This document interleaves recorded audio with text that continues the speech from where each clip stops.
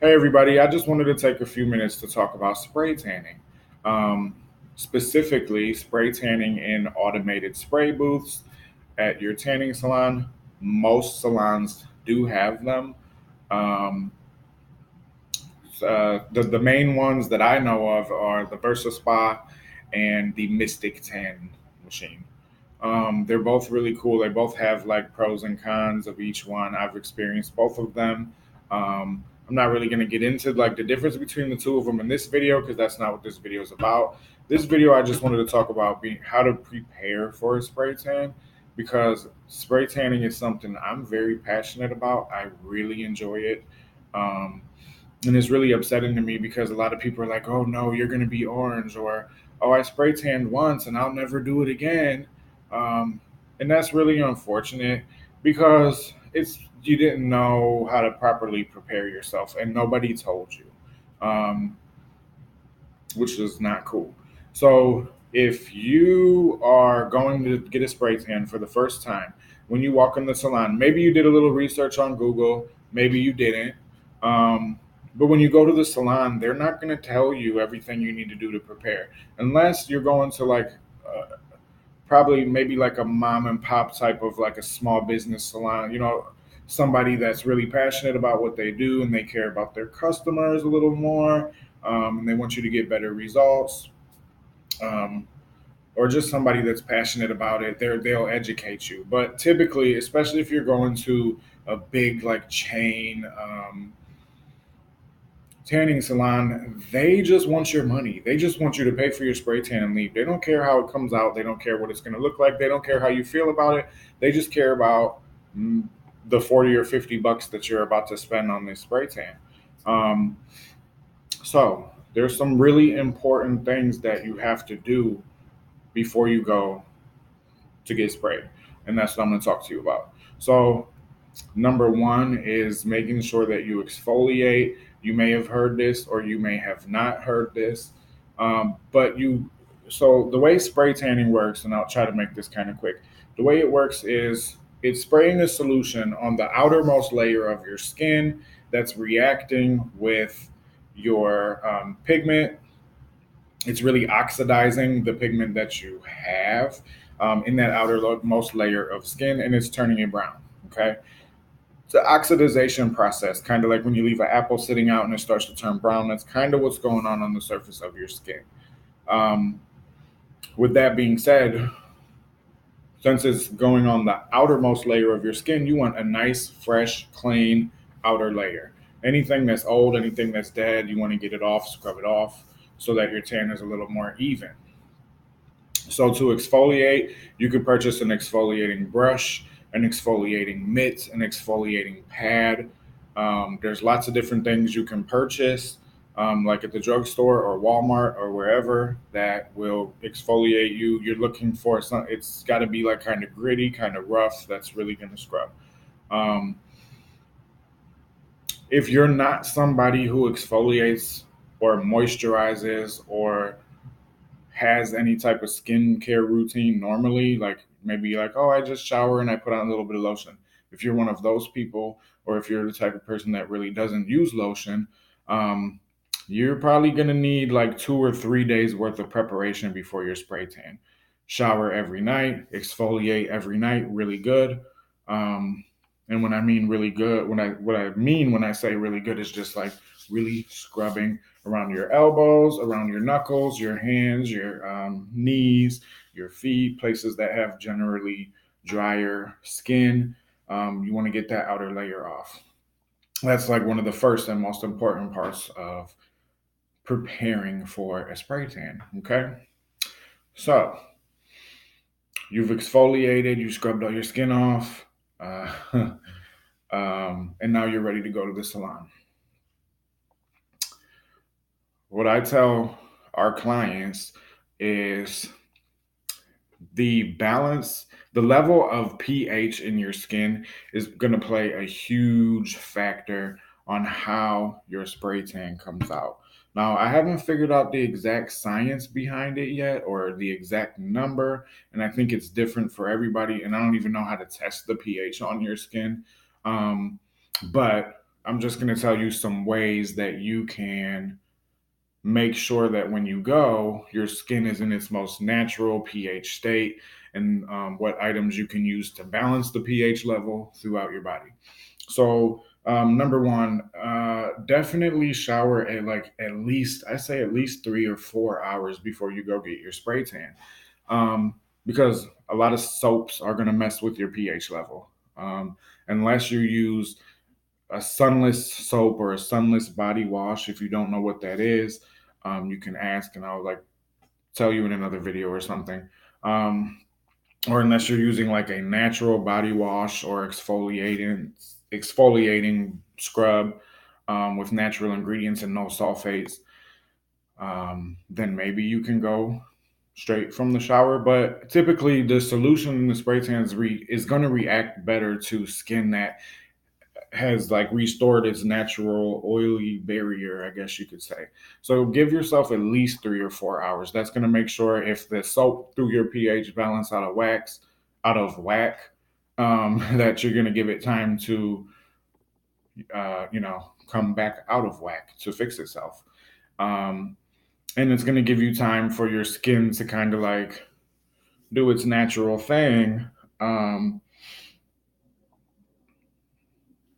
just you want to be in a natural state. Let's just put it like that.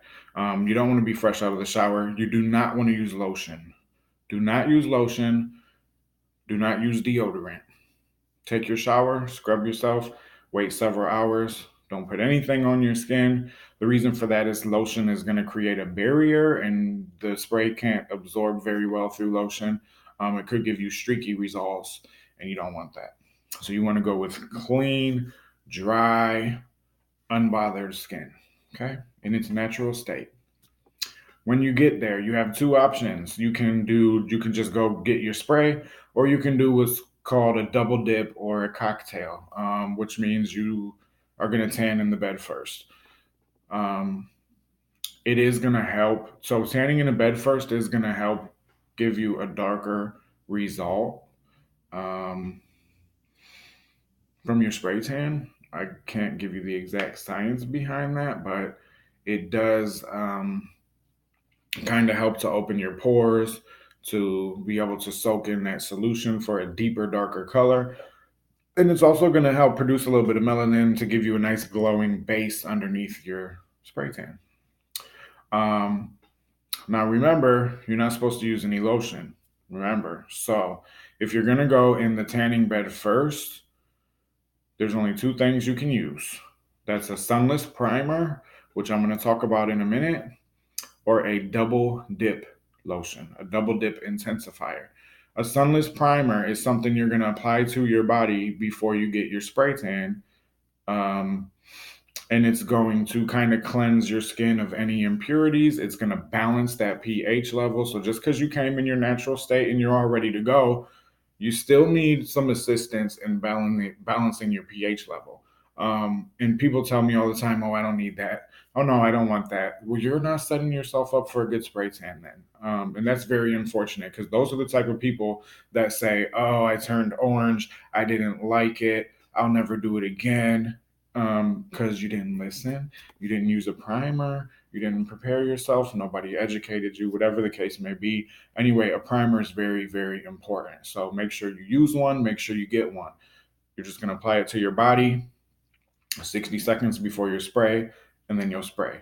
If you're tanning first, you can apply it before you get in the tanning bed, and then you should be okay. If you're using a double dip intensifier, what that is a lotion that is okay to use in the tanning bed directly before you spray tan. It's specially formulated to help with giving you darker results. It's specially formulated not to give you streaky results or to block the solution coming from the spray. So those are the only two things you can use in the tanning bed before you spray tan. But please, please, whatever you do, get a primer. Um, if you're purchasing a Sunless membership where you're going to be visiting the salon multiple times for spraying, just buy a bottle. I know it's kind of expensive sometimes, but just buy it. Get it off Amazon if you need to. Just make sure you use a primer. It's so important. Um, A double dip intensifier is not that important. That's just if something you can use if you want to help maximize your results if you're going to tan in the bed before you spray. Um, don't eat anything for at least 3 to 4 hours again before going. Certain foods have different pH amounts and different things. Like everything you do, put it like this: anything you put on your body or in your body is going to react with your body chemistry in some type of way, and it's going to alter your pH level. So you don't do any of that for 3 to 4 hours. Um, when you go into the booth, let me think, did I cover everything? Because this was kind of like last minute on a whim. I didn't really plan out this video. I think I've pretty much covered mostly everything I wanted to cover. And the last thing that nobody may not tell you unless they are an experienced, passionate spray tanner is when you're in the booth. Depending on what booth you use, there's different positions, and they typically always call for your hands to be like flat like this. You need to claw your hands like this, okay? Don't ever put them like that. Claw them kind of like this, like this. Okay, I know this looks a little funky, but so you're in the booth and it's telling you to do like this. You're gonna claw your hands and don't have them this way because then what's gonna happen is gonna spray all your hand and your fingertips will be white. You don't want that. So kind of flat, like palm flat towards the floor. Claw your hands like this and make sure it's getting all like in the lines of your knuckles and stuff like that, or else your hands are just not going to look good. And then I would advise when you're done with your spray tan. By the way, I'm going to go get one in a little bit, and I'm going to post an after video and talk about aftercare and what to do after. This is just a before and during type of video that I wanted to do. But the one thing I will say about afterwards is wash your hands. We're going to tell you, your salon professional is going to tell you, wait at least 4 hours to shower. That's the minimum. Um, Generally, it's 4 to 8 hours.